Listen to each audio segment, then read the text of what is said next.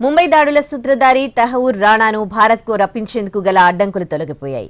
అతన్ని భారత్కు అప్పగించాలని అమెరికా సుప్రీంకోర్టు తీర్పు చెప్పింది. మరి తహవూర్ను భారత్కు ఎప్పుడు తీసుకొస్తారు? Let's watch. కరుడుగట్టిన తీవ్రవాది, ముంబై దాడుల సూత్రధారి తహవూర్ రాణాకు అమెరికా సుప్రీంకోర్టులో చుక్కెదురైంది. అతన్ని అప్పగించాలన్న భారత్ వాదనను అమెరికా సుప్రీంకోర్టు సమర్థించింది. మరోవైపు తనను భారత్కు పంపడానికి వీల్లేదంటూ తహవూర్ వేసిన పిటిషన్లను అమెరికా సుప్రీంకోర్టు కొట్టివేసింది.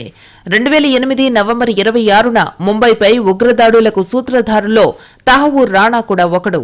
David Coleman Headley, Tahawwur Rana కలిసి దాడికి ముందు రెక్కీ కూడా నిర్వహించారు.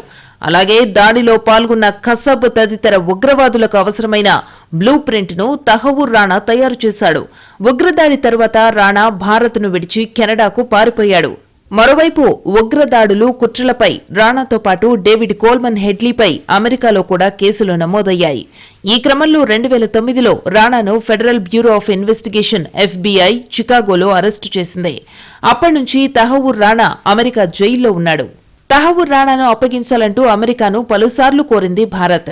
మరోవైపు తనను భారత్కు అప్పగించకూడదంటూ అమెరికాలో న్యాయస్థానాలను ఆశ్రయించాడు తహవూర్. కానీ అతని వ్యూహం ఫలించలేదు. న్యాయస్థానాలు అతని అభ్యర్థనను తిరస్కరించాయి. దీంతో శాన్ ఫ్రాన్సిస్కోలోని US కోర్ట్ ఆఫ్ అపీల్ను ఆశ్రయించాడు తహవూర్. అక్కడ కూడా అతనికి చుక్కెదురే అయింది. ఇక చివరి ప్రయత్నంగా గతేడాది నవంబర్ 13న అమెరికా సుప్రీంకోర్టులో రిట్ పిటిషన్ వేశాడు. తహవూర్ పిటిషన్ను కొట్టివేయాలని అమెరికా ప్రభుత్వం కోర్టును కోరింది. దీంతో తహవూర్ అభ్యర్థనను సుప్రీంకోర్టు తోసిపుచ్చింది. దీంతో తహవూర్ని భారత్కు అప్పగించేందుకు లైన్ క్లియర్ అయింది.